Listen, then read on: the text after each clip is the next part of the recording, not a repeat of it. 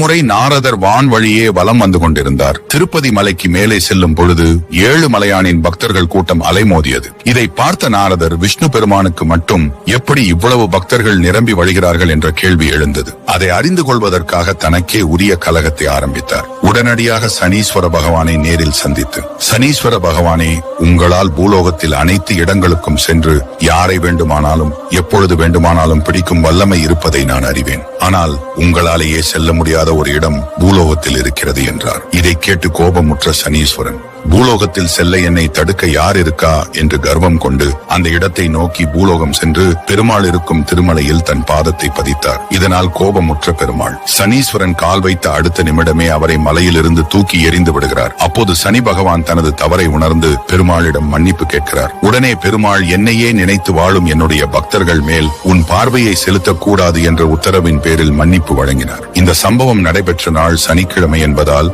பக்தர்கள் சனிக்கிழமை அன்று ஏழுமலையானை தரிசிப்பது பிரசித்தி பெற்றதாயிற்று.